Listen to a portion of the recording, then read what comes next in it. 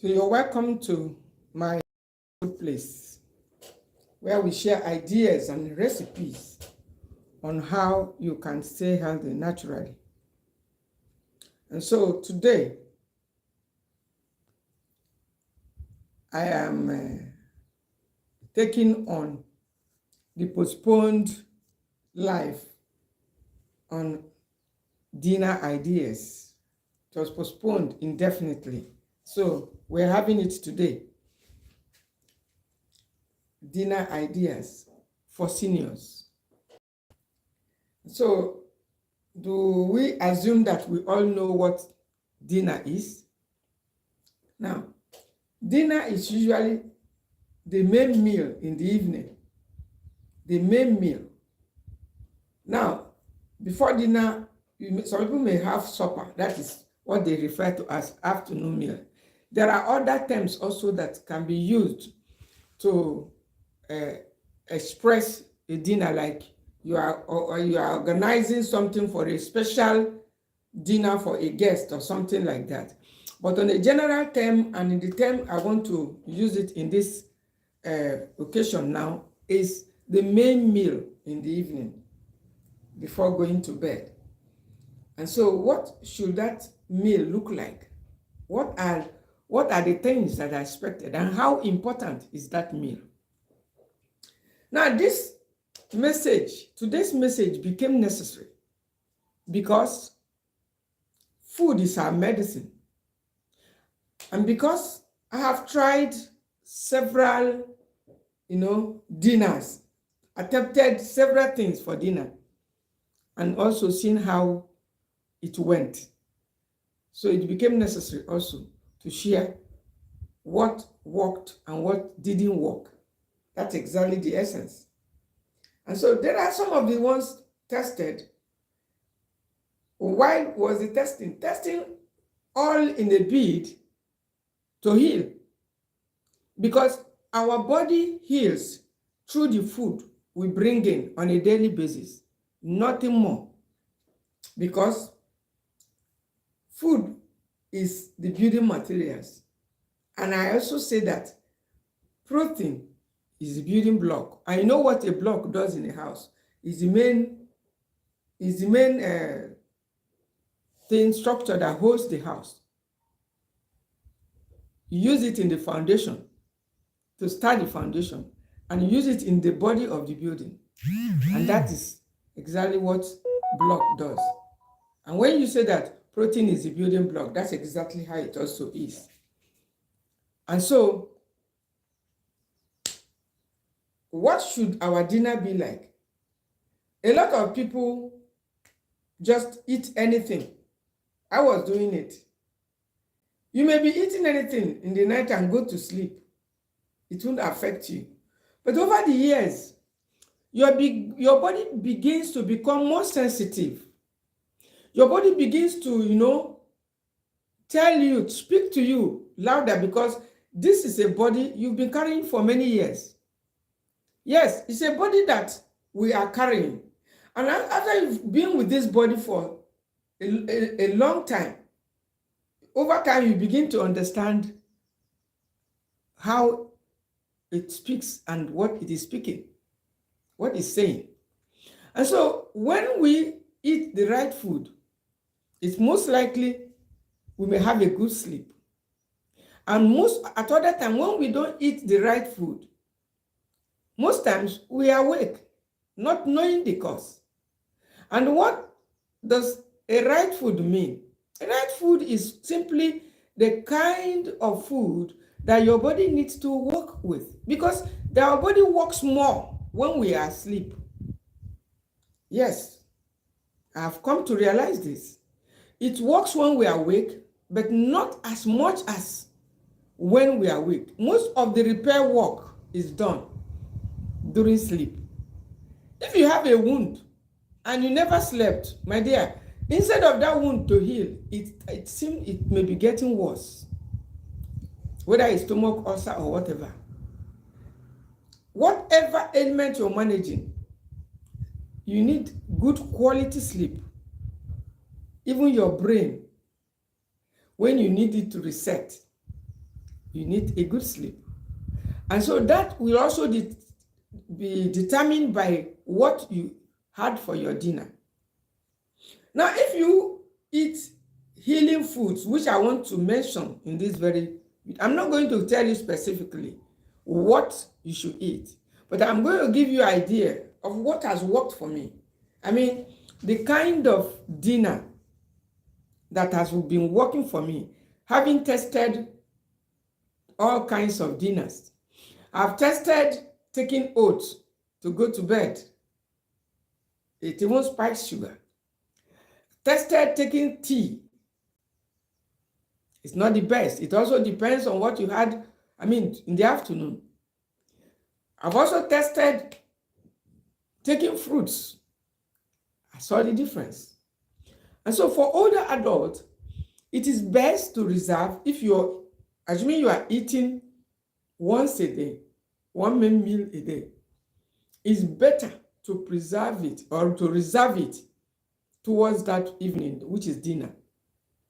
Your body is going to use it to heal. And so what should the dinner be made of? The best dinner components, the best ingredients for healing your body, your liver and all parts of it towards the evening are leafy greens. And I will explain the type of greens. Because there are some greens that were working before for me. But I noticed that recently, when I consume some of those greens, I stay awake.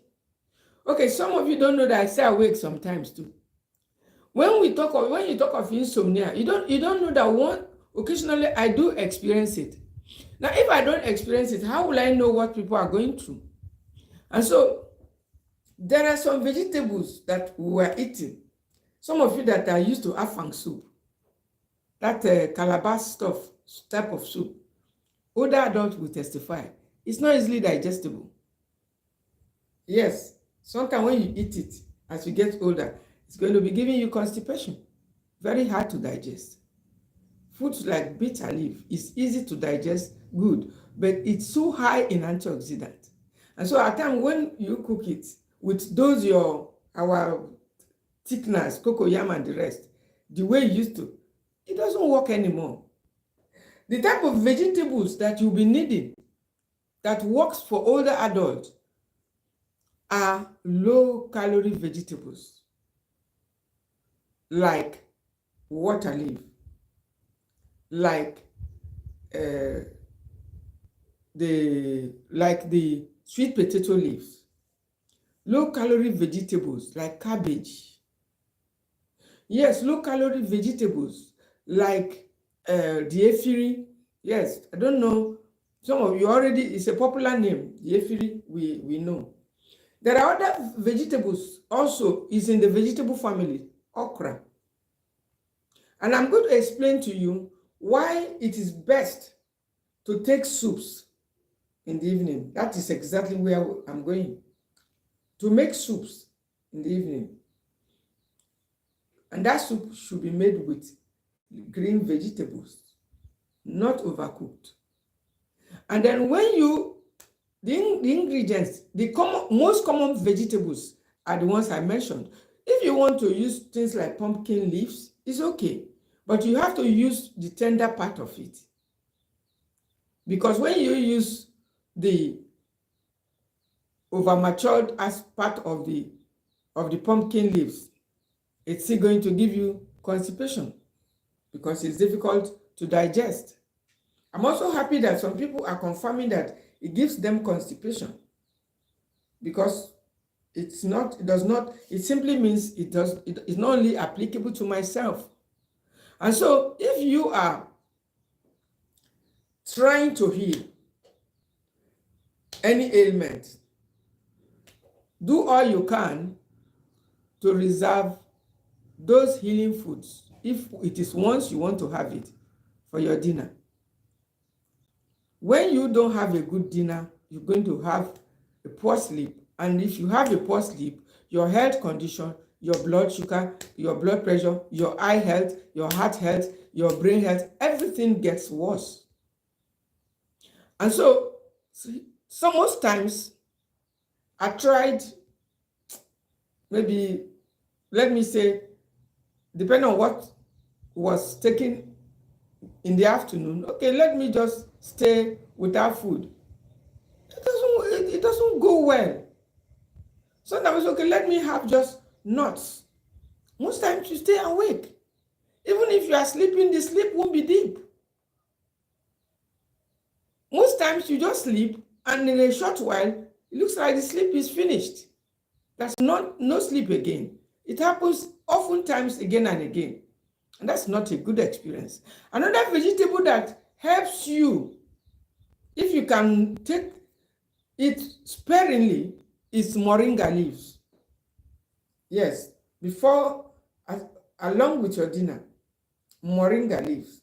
And so if you want to make soup for your dinner, ensure there's green vegetables there. Ensure that there is healthy fats there. If you don't want to take red palm oil, you need to have nuts like cashew nuts.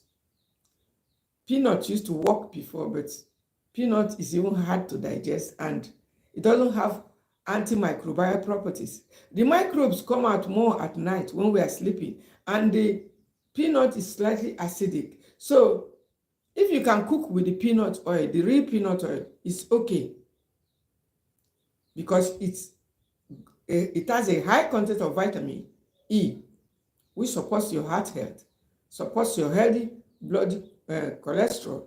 But if you want to make, as you prepare your ingredients, ensure that green vegetables, one of them is there. One of these common ones. There are other vegetables in different regions. So the ones being mentioned here are the ones that I'm so familiar with and the ones I use most often. But that's not to say that there are other ones that are in faraway, regions. Some like to take salads. Fine. But talking of soups, and the soup must be fresh. Please take note of this message.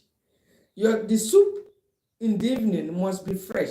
And in case that soup is an old soup, it's not good. And if you must have that old soup, you need to go get fresh vegetables and give it a retouch, what I call a retouch. You need to go and get garlic. You need to get cinnamon. You need to get ginger, turmeric, either fresh ginger, fresh turmeric, or dried versions, whichever one. But if you have access to the fresh ginger and fresh turmeric, fresh garlic, they are the best for your healing. If you're trying to heal any ailment, go for the fresh stuff of this. Get your sea salt, because sea salt will not only help bring out the real taste in your meal, it has a lot of minerals. Don't underrate sea salt. The reason why a good number of us are not running after multivitamin capsules and the rest is because of the minerals in sea salt. Because sea salt is said to have over 82 of these minute minerals needed in just small amount by our bodies. But when they are missing, your body knows that something is missing, though they are needed in just little amount. Some of them are among the electrolytes. Yes, they are among the current, those minerals that must be in the current of your body, running at all times. When you talk of electrical current, that's how it works. Some of them must be there, calcium, sodium, and some other minerals. They must be there running, and in good amount. They mustn't be in excess. Why? Because when they are in excess, there may not be anywhere for storage, such as sodium. And that's why we must be cautious. Whether it's normal salt, whether it's sea salt, we must be cautious, because it's an electrolyte. And when we take too much of such electrolyte, the body doesn't have a specific place. Like when we take carbohydrates, the body just starts storing it as fat, and the person starts growing fat. because it's taking too much carbohydrates.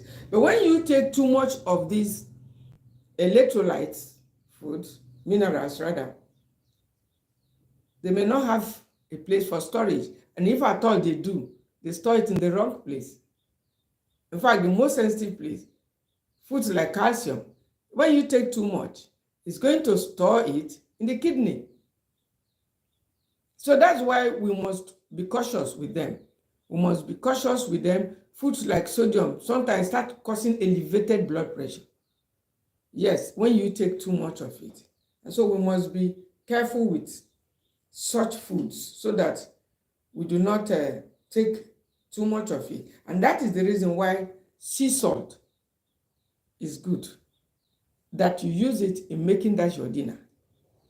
Use onions on a daily basis. These are foods you should consume daily. I made an earlier post some time ago that there are foods you should consume daily. Most times because of this electrolyte issue. So you need to include onions in that your dinner. Include garlic. You know what onions? Onions is a prebiotic. Many of you are not aware that onions help to feed the healthy bacteria. And the exact opposite of prebiotic is probiotic. So you must, as you are taking the probiotic, you must also have the prebiotic. And that is where the onions belongs. So you need to include it. It's even a source of some minerals like iron. It has antibacterial properties. It's alkalining. Talking of onions. It's great for your blood pressure. It's great for your eyes. It's great for your teeth. It's great for your colon health. And so this is one of the reasons when it comes to foods like that, you must include them in your dinner. They're going to support your kidney too. They're going to support your detox system. You include foods like sea salt because of the amount of minute minerals that is needed and the electrolyte that's going to keep you sustained in the sleep. It's going to help you sleep. Those little minerals in the sea salt is going to not only bring out the rich taste in your meal, but it's going to help you have a balanced body that will keep your sleep sustained. And then you also need to include foods like cinnamon. Apart from bringing out the taste in your meal, is going to help your body with the insulin production, especially for diabetics. It supports your heart, and then for those managing blood pressure, it benefits them too. And in addition to this, it has small other vitamins and minerals. That is cinnamon. Then you need to ensure that there is ginger, and now we also have turmeric. These are inflammation fighting foods. There are times we tend to feel maybe when you are too used to some of them, you just tend to neglect and feel nothing will happen. Let me just leave myself. Now, I'll tell you some experience. There are a few occasions, like one of the last experience I had, very bad experience, honestly, with a very big swelling by my gum like this, and was quite, big and very painful. I mean, what gave rise? It was some of this negligence that gave rise. It was normal for me, after having a hectic day, it was normal for me to make ginger, turmeric, to support my body and to ward off inflammations and pains. But on that very day, I was like too, negligent and tired, just left it off and ate my starchy food and all the stuff with so much tiredness. And the next morning, guess what? The result was very, very evident. The mouth was swollen and very painful. And these are things that most times we do on a regular and daily basis, but not knowing that they are actually working. So it was very painful. And it is always better to prevent those things from happening. Because once the pain starts, my dear, it becomes difficult. That pain was so, one of the hardest I've had recently. As a matter of fact, I had to take an analgesic, one dose, which is not what I'm used to. Because I have always told us that when a pain becomes very, very painful, you need to take over-the-counter medication. If you need to see a doctor, you go to the hospital. If you need to run a test, you go ahead. So the pain actually, and when did it start? It was in the morning, I noticed it. All this happened at night.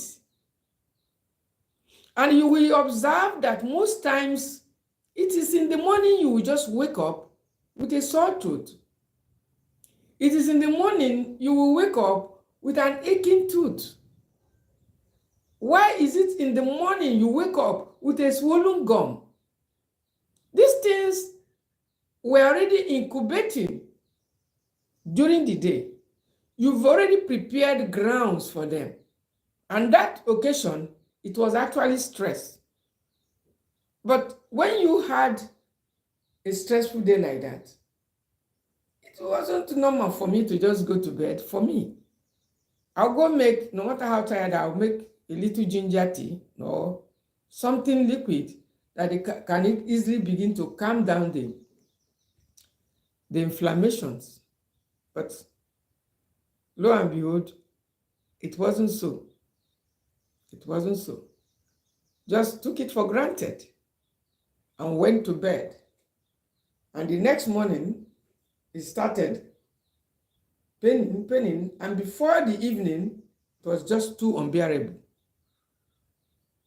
Tried, by then, most times, most of those remedies may not be the right choice because they are best for prevention. And so when you are making your dinner, why am I taking this long? Why you need to take it seriously, your dinner. Take your dinner seriously more than any other thing. Ensure that ginger turmeric is there to stop inflammations. Ensure that garlic is there. Apart from bringing out the taste in your meal, they stop inflammations. You need to ensure that cayenne pepper is there to improve blood circulation, to support your heart. Have you ever stayed without pepper for some time, like 3 months or 4 months? I did it sometime in the past. And guess what happened? Yes, guess what happened? Several months without pepper because I was deceived. Just as some of you are still being deceived that pepper is the cause of your ulcer. So I stopped consuming pepper only to see that the liver was developing all kinds of heavy metals and inflammations because pepper helps to aid digestion. And anything that supports digestion will support your liver too. Because if you don't take foods that improve digestion, foods that support blood circulation and support detox, it is your liver and kidney that suffers. And so that was the experience. So you need to include cayenne pepper. Now, for black pepper, I do not suggest it on a daily basis. I have also tried it, especially for women. Women tend to have a kind of system that appears to be more tender than that of the men, maybe because of the hormonal issues, menopausal issues, estrogen issues, and a lot of things. So our body tend to be more, tender, require a little pampering. So I do not suggest black pepper on a daily basis. Otherwise, your stomach starts producing too much acids. Some people like the use of black peppers, alligator pepper, negro peppers, all kinds of peppers that were used to make pepper soup for those who are winning or who are just put to bed. Some women have also reported, I've heard some of them reporting that they are having excess stomach acid, like ulcer. They develop ulcer feelings after, all those pepper soups and the rest. You don't need to go for those things. These are old school idea.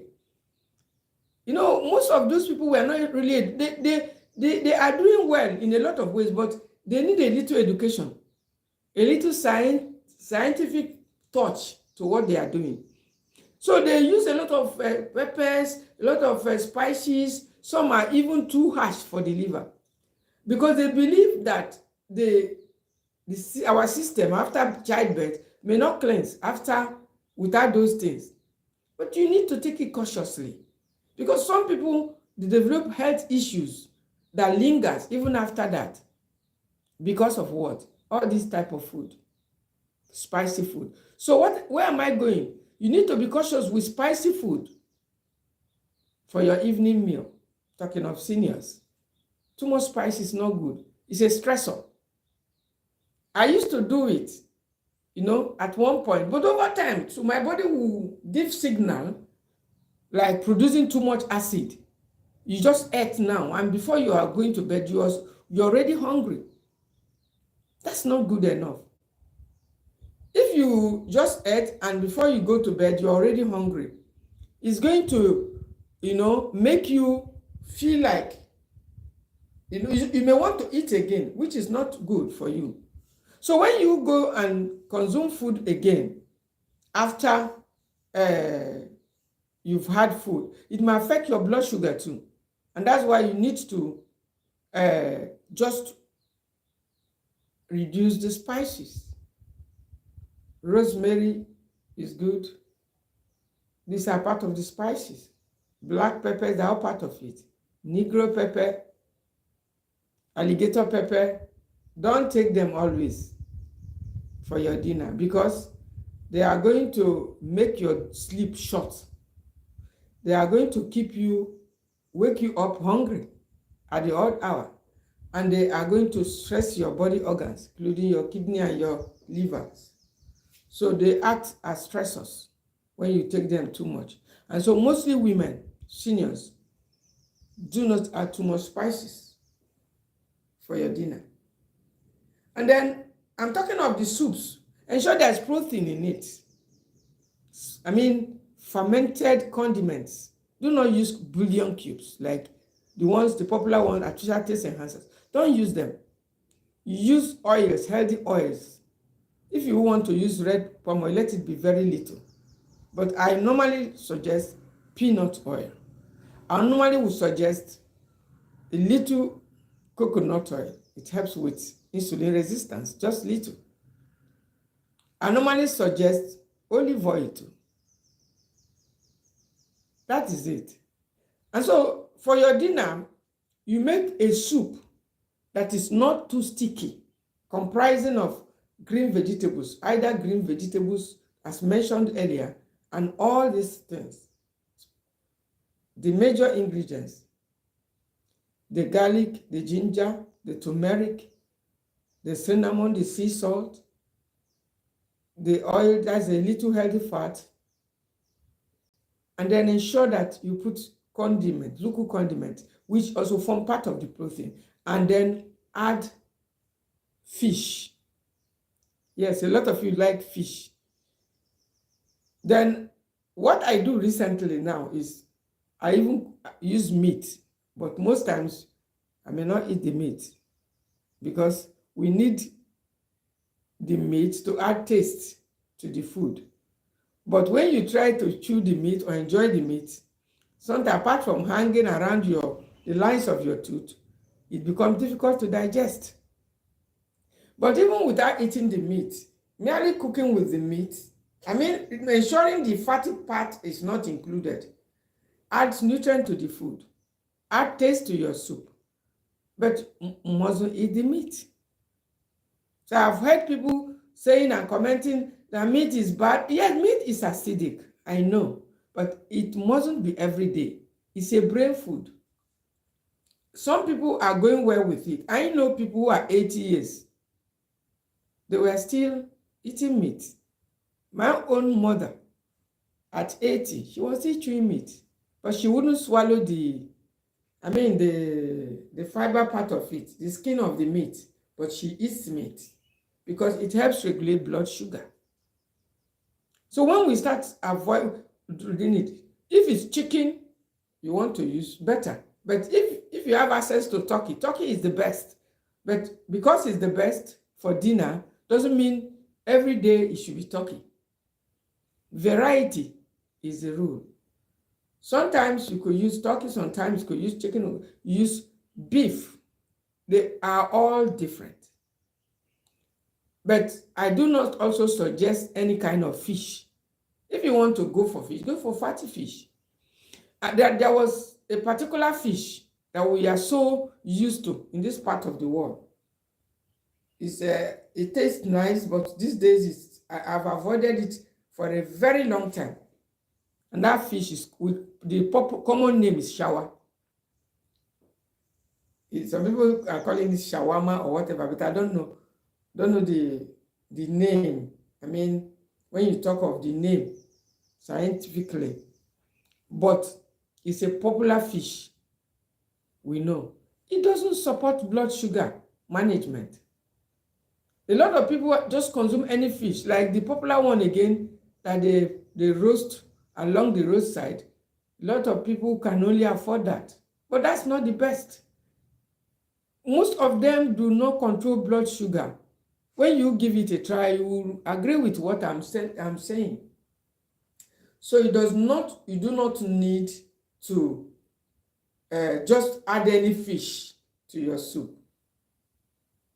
If you want to take fish, those with flakes, those ones that you need to scrape the skin, those that are very smooth skin, they are not the best. Then you also remember that egg is also good for you, especially those that are managing blood sugar. If you feel the fish is not sufficient, you can add egg. 1 egg. Some are taking 2 eggs. We have moved from taking 1 to 2. Some are taking 3. Some they're taking even more. But I've had occasion to test 2 eggs. It didn't really work well for me. So I take 1 occasionally, once in a while. Because most of the eggs are not even organic. Yes, they come with hormones. Because these chickens are treated. They are highly treated before laying the eggs. And so most of the eggs, that they don't lay the eggs naturally.